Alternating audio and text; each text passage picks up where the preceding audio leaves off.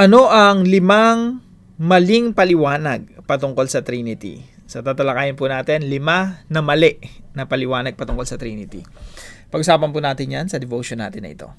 Magandang araw po sa bawat isa sa inyo. Welcome back to our 365 Daily Devotion Seminary Edition. Binabati ko po muna si Gerald Soberano, Edna Santos, Denny Braille Flores. Maraming salamat po sa inyong pagsubaybay dito sa ating channel. Binabati ko po muna si Sir Jason and Jessica Barha from Quezon City, and maligayang kaarawan po kay Ria C. Now, yung topic po natin ngayon ay Trinity. Trinity, isa po sa pinaka-importanteng doktrina ng Christianity. Trinity. Ano po ba yung Trinity? The Trinity teaches that the one true God exists eternally as 3 persons. So naniniwala po tayo sa isang Diyos na nag-e-exist sa 3 persona: Father, Son, and Holy Spirit. Each person is fully God, yet distinct from the others. This is not a contradiction, but a divine truth revealed in Scripture.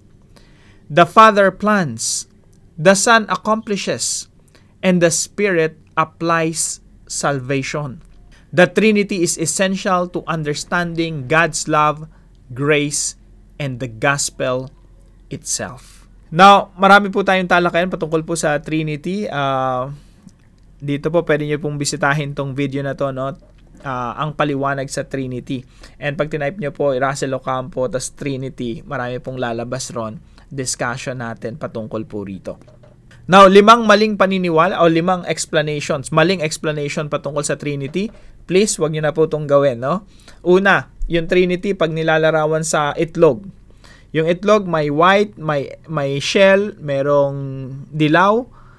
Isang itlog lang yan pero 3 bahagi, no? Mali po yun. Yung iba, inilalarawan yung Diyos na water. Yung water kasi pwedeng yellow, solid, liquid, yung tubig, no? Tapos gas. Kapag pinakuluan mo, nag-evaporate, no? Yun daw yung spirit. Yung solid, yun yung si Jesus, apparently. Tapos liquid, God the Father. Yung iba naman, sun. Yung sun, yung araw, tapos yung liwanag, tsaka yung heat, no? Iisa lang daw yon, at the same time may 3 bahagi. Yung iba naman nilalarawan yung Trinity bilang isang tao, parang ordinaryong tao. Ako, tatay ako ay isang anak, at the same time let's say worker, dito farmer. Isang 3 persona pero isang tao lang, no? Mali din po yung ganong illustration. Panglima, yung Trinity daw ay parang 3-in-1 coffee. Merong coffee, may sugar, may creamer, pinagsama. 3-in-1.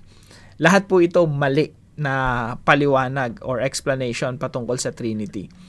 Kasi po, ito po, kapag sinundan natin ito, dito nabubuo yung mga, sabihin natin, kulto or mga maling relihiyon na itatatag sa ganitong mga paliwanag. So, sa separate video po natin, discuss po natin yan ng mas detalyado. Now, ano po ba yung Trinity sa Bible? Basahin ko po muna sa Matthew 28 verse 19. Sabi po rito, "Therefore go and make disciples of all nations." Ang nagsasalita po rito ay ang ating Panginoong Jesucristo. Sinasabi niya po rito na humayo kayo at disipuluhin nyo, gawin yung alagad lahat ng mga bansa, baptizing them in the name. Isang pangalan lang, in the name of the Father, and of the Son, and of the Holy Spirit. One name, the Father, the Son, and the Holy Spirit. So, ito pong formula na ito, sabi nating formula, no? Yung formula ng Trinity, talagang Father, Son, and Holy Spirit. Madali lang naman maniwala sa parang kay Allah, no? Isang Diyos lang na walang Father, Son, and Holy Spirit. Kung yun ang sinasabi ng Biblia. Kaso nga lang, ang sinasabi ng Biblia, merong isang Diyos na merong 3 persona. Inihayag niya yung kanyang sarili sa 3 persona. At ang bawat persona ay magkakaiba, hindi iisa. Kaya mali po itong mga ibang mga explanation po rito yung madalas ko pong naririnig patungkol sa Trinity. Now, ito po yung katuruan natin ngayong araw. Number 1, What is the proper understanding of the Trinity? Paano ba natin dapat inuunawa yung Trinity? Number 1, God is one in being. Meron lang isang Diyos. Indivisible. Hindi mo pwedeng paghiwa-hiwalayin. Hindi kagaya ng 3-in-1 coffee, pwede mo paghiwa-hiwalayin, no? Isa-isahin mo, iwalay mo yung creamer sa sugar sa bagamat mahirap, pero pwede, di ba? Yung itlog, pwede mong paghiwa-hiwalayin yung white tsaka yung egg yolk tsaka yung shell eh. Yung tunay na Diyos, yung Diyos ng Biblia, He is God, He is one in being, indivisible. Hindi mo pwedeng paghiwa-hiwalayin. Yung Trinity, hindi mo pwedeng paghiwa. They're distinct, but you cannot separate them. Hindi sila hiwa-hiwalay dahil meron lang isang Diyos. Kung paghiwa-hiwalayin mo sila, meron ng 3 Diyos. Ang problema, hindi yun ang tinuturo ng Biblia. Ang tinuturo ng Biblia, meron lang iisang Diyos. And God is one in being. Point number 2. God, who is one in being, is also 3 in persons. Yung isang Diyos, meron siyang 3 persona. Distinct. Ibig sabihin, magkakaiba. Hindi hiwa-hiwalay, kundi magkakaiba.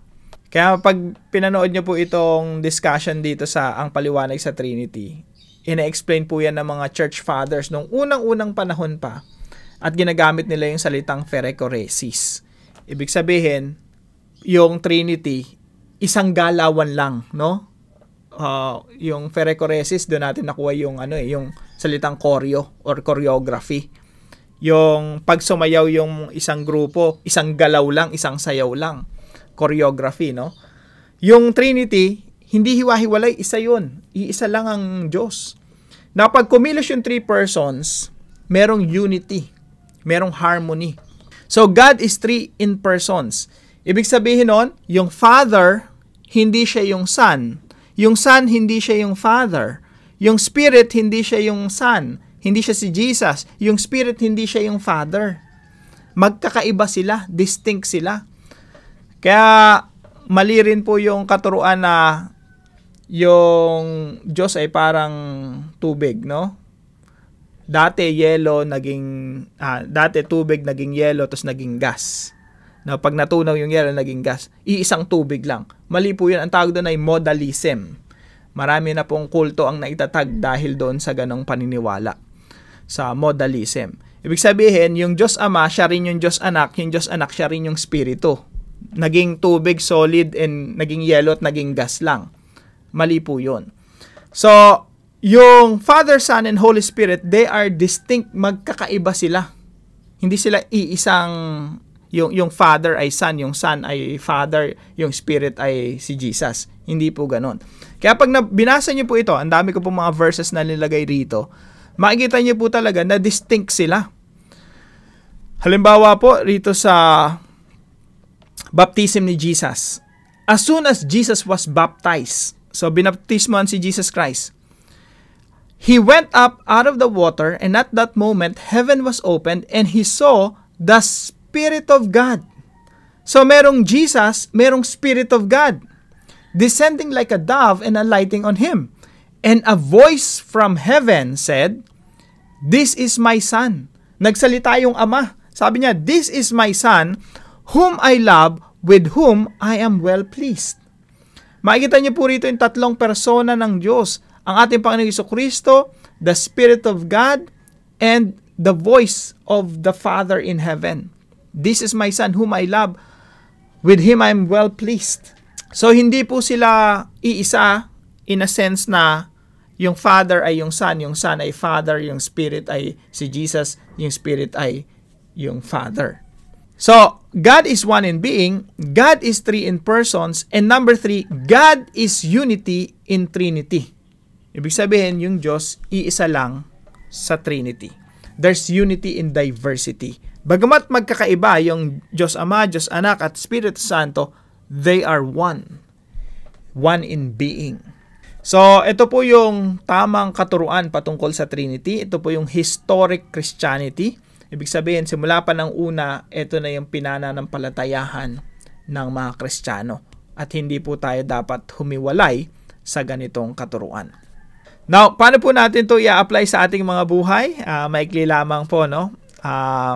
Number 1, reconciliation. Be reconciled to the Father. Alam niyo po, yung Diyos Ama, siya talaga yung nagplano ng ating redemption. He planned our redemption. Nakasulat nga po dito yan, no? Sa ating concept. Each person is fully God yet distinct from the others.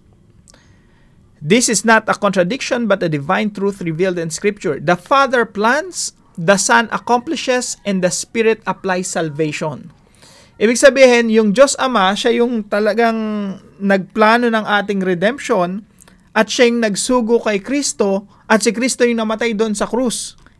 Hindi mo pwedeng sabihin na si Kristo, nung namatay sa krus, namatay din yung Diyos Ama. At na-crucify din yung banal na Espiritu. Hindi, isa lang yung namatay doon sa krus, yung second person of the Trinity, Jesus Christ. Siya yung namatay, siya yung sinugo. Kung sasabihin natin na yung ama at anak ay iisa, parang sinugo niya lang rin yung sarili niya. Pero hindi po yung sinasabi ng Biblia. The Father sent the Son. Si Jesus Christ po yung nag-accomplish or He purchased our salvation with His own blood. And the Spirit applies salvation. Siya po yung humipo sa puso natin para manampalataya kay Kristo. Yun po yung pherechoresis. Kumikilos sila in harmony. Meron lang silang isang galaw. Ang Diyos ang nagplano, si Jesus ang namatay sa krus, ang banal na Espiritu ang humihipo sa puso natin para manampalataya. So, be reconciled to the Father. Yun po yung goal ng Diyos Ama, tayo maipanumbalik sa Kanya sa pamamagitan ng Panginoong Jesucristo. Pangalawa po, redemption, be saved through the Son. Paano ka mare-reconcile sa Diyos Ama? Paano ka maliligtas? Kailangan mo pong manampalataya sa Panginoong Jesucristo na sinugo ng Diyos Ama. And pangatlo po, renewal. Be empowered by the Spirit. Yung empowerment po, ito po yung pagkilos ng Santong Espiritu sa buhay natin, bukod sa upang yung puso natin ay lumambot, puso natin matigas, ayaw sa Diyos. Pero yung banal na Espiritu isinugo ng Diyos upang hipuin yung puso natin, palambutin, manampalataya tayo sa ating Panginoong Jesucristo. At hindi lamang yon, kundi baguhin tayo ng Santong Espiritu. Pag binasa niyo po itong mga verses na ibinigay ko po sa inyo dito, makikita niyo po na ang role ng Santong Espiritu sa atin ay baguhin tayo araw-araw. Samahan tayo, baguhin tayo, mangusap sa atin araw-araw, bigyan tayo ng direksyon, sabihin ng Santong Espiritu kung ano yung dapat natin gawin. Kaya po, kahit saan man tayo pumaroon, laging merong boses na nangungusap sa atin na nagsasabi kung ano yung dapat nating gawin. Ayun po ang boses ng Santong Espiritu. Ang purpose po ay renewal, baguhin tayo araw-araw, sanctification. So, basically, yung Diyos Ama, Diyos Anak at Espiritu Santo, nagtulong-tulong yung tatlong persona ng Diyos para iligtas tayo. Para magkaroon tayo ng kaligtasan, para tayo maipanumbalik sa Diyos. So, tandaan po natin yung katuruan patungkol sa Trinity. There's only one God. One in being, three in persons. So, hindi po tatlo ang Diyos, isa lang ang Diyos. At hindi po yung Diyos Ama, Diyos Anak at Espiritu Santo ay gagawin nating magkakapareho. Sila po yung magkakaiba. Para po sa ating discussion, no, gagawa pa po ako ng isang video patungkol rito. At napakadaming verses po nito. By the way, pag tinype nyo po yung Russell Ocampo, tapos type nyo yung Trinity, marami po dong lalabas ng mga videos. Meron po dong series na tinatalakay natin yung Trinity. Mas lalalim tayo sa pagkakaunawa. Bakit ba may Trinity? Tandaan natin, yung Diyos ang sentro ng Biblia. Yung Diyos ang sentro ng buong creation. At nararapat lamang natin na kilalanin sino ba yung Diyos. At paano inihayag ng Diyos yung kanyang sarili sa Biblia. At paano siya nakikirelate sa atin sa pamagitan ng tatlong persona ng Diyos. Now, para po sa ating discussion, why is it important to believe in the Trinity? Tayo po'y manalangin. Eternal Triune God, I worship you as Father, Son, and Holy Spirit. One God in three persons. Thank you for revealing yourself in this glorious way. showing me the depth of your love, grace, and fellowship.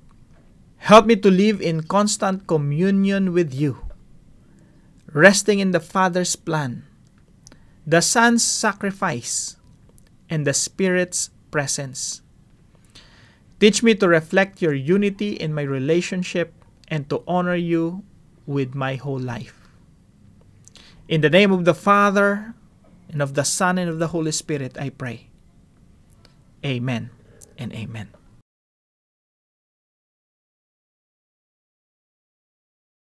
Maraming salamat po sa partner natin para sa devotion natin na ito, ang Tres Marias na mga taga Laguna. Hello po sa inyo. Kung kayo po ay may natutunan sa devotion natin na ito, ipalam nyo lang po sa comment section right below this video. And please don't forget to share this devotion to your family and friends. Pagpalain po kayo natin, Panginoon. See you po tomorrow 5 a.m. dito po sa ating Daily Devotions.